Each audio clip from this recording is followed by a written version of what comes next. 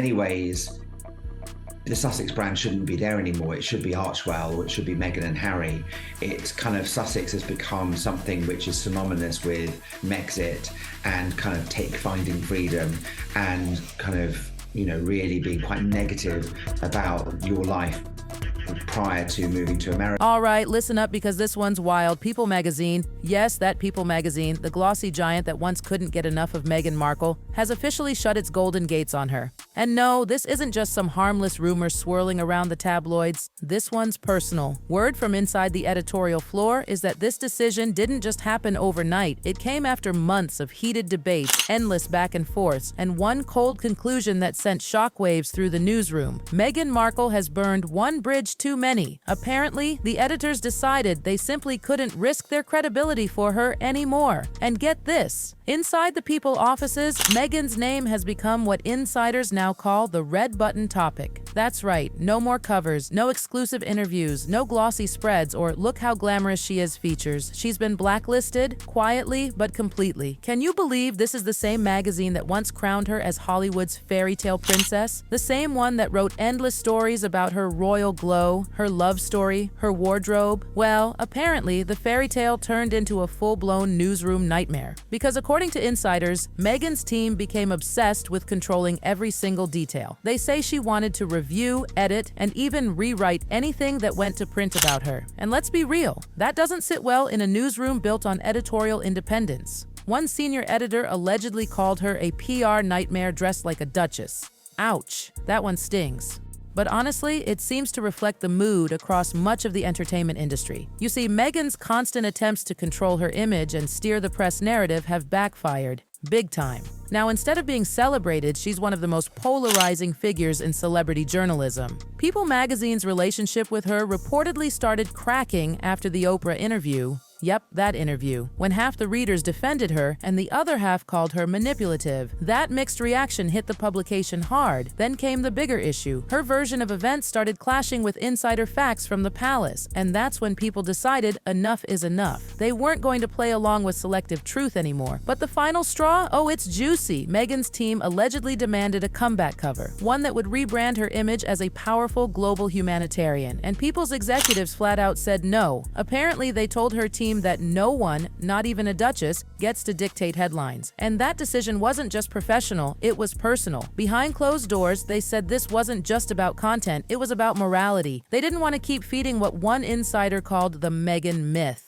People magazine thrives on warm, feel-good celebrity stories, the kind that make readers smile. But Meghan's interactions? They came with endless conditions, approval requests, and overly staged photo ops. One editor summed it up perfectly. It's exhausting. Now, of course, Meghan's side insists she's being misunderstood. They say she's just careful, protective of her image after all the cruel treatment she got from the British press. And honestly, fair point, that experience was brutal. But here's the twist. The American media doesn't play by royal rules. Once you lose their trust, it's nearly impossible to win it back, and that's what makes this so shocking. Because People's decision doesn't just affect Meghan, it's like setting a domino in motion. When a major outlet like People cuts ties, other magazines start quietly following suit. Already, editors from multiple entertainment outlets are reportedly steering clear of Meghan unless, and only unless, there's scandal attached. That's how fast the tides have turned. Just imagine, in 2018, Meghan Markle was the world's sweetheart. She had Hollywood charm, royal grace, and a love story straight out of a Disney movie. Today, her name seems to carry chaos wherever it goes. Even in Hollywood, whispers are spreading. Insiders are saying things like, working with her? It's just too stressful. Can you picture that? The Duchess of Sussex. Too stressful for Hollywood. But People magazine's move? It's bigger than gossip. It's about credibility. The outlet's whole brand is built on authenticity and trust. And when they walk away from someone of Meghan's stature, that's not just rejection.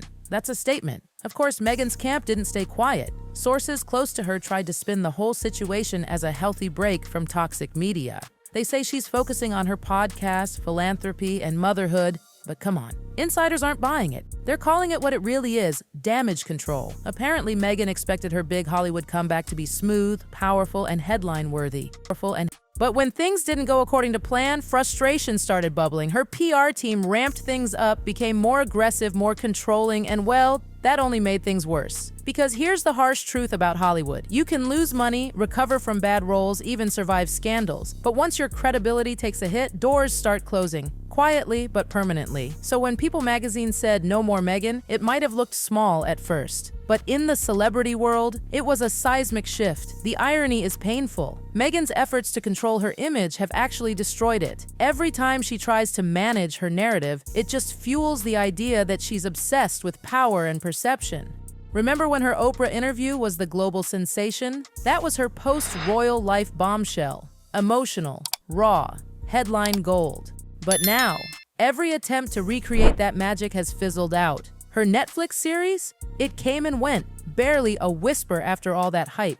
Her Spotify podcast deal? Ended in awkward silence and bad press. And now, even when she tries to light her own spotlight, the flame just won't catch. Industry insiders say one word keeps coming up when Meghan's name is mentioned: trust. She's lost it. Producers, hosts, and journalists see her interviews as over-rehearsed, too polished, too controlled. She doesn't do conversation, she does control, said one Hollywood reporter. Everything feels scripted. It's like watching someone manage a brand, not tell a story. And to make matters worse, whispers have started about Meghan's PR team quietly paying for coverage, not traditional promotion, but behind-the-scenes deals to influence how she's portrayed. Apparently, she even offered a large production contribution to a top lifestyle platform for a deep feature about her leadership and resilience. But they turned it down. Their answer? We don't do pay-to-play journalism. According to one close source, that rejection really hit Meghan hard.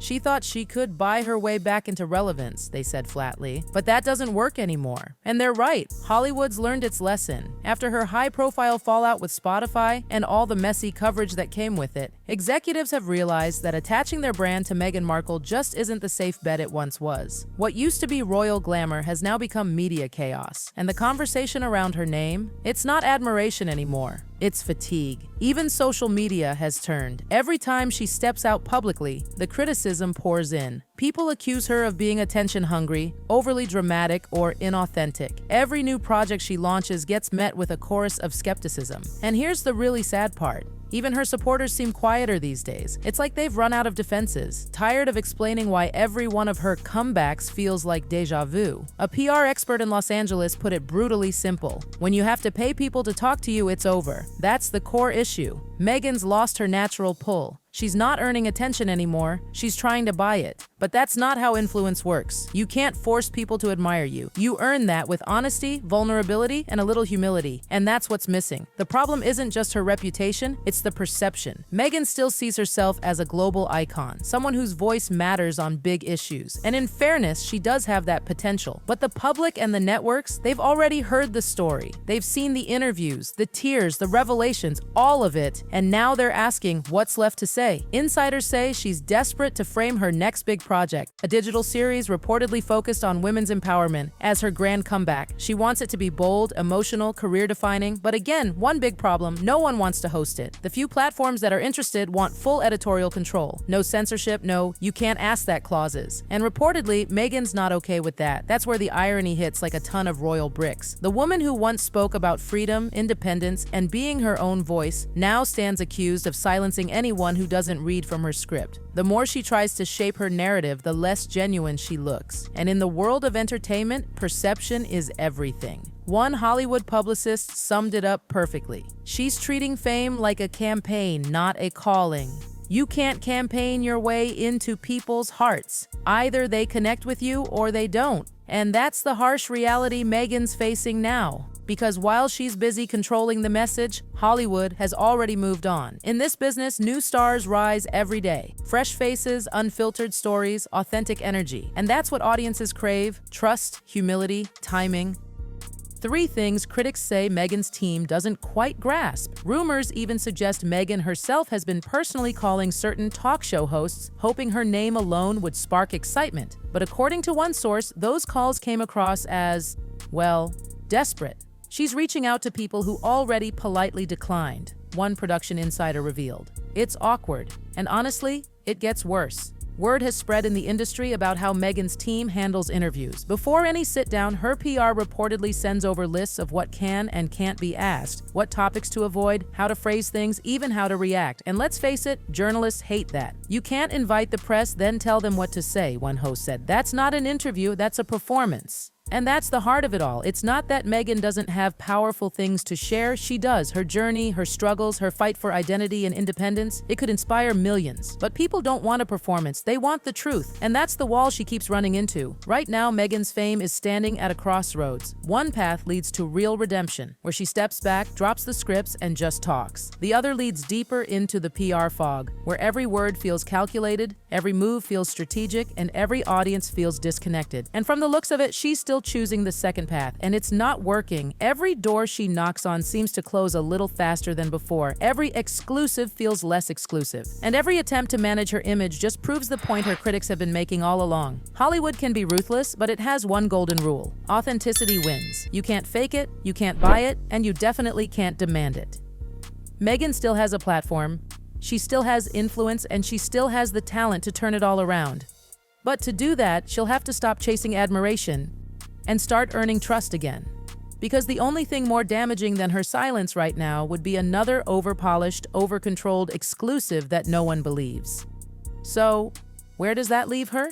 Somewhere between royal exile and Hollywood rejection, a no man's land where every headline feels like a test and every appearance feels like a risk. People magazine walking away wasn't just a snub, it was a mirror, a reflection of how far the fairy tale has fallen. From princess to pariah, that's the story now. And unless Meghan changes the script, it's only going to get louder. In the end, it's almost poetic. The woman who fought so hard to control her story is now trapped in one she can't rewrite. Because sometimes, in Hollywood's world of fame and filters, the loudest silence of all is when nobody's listening.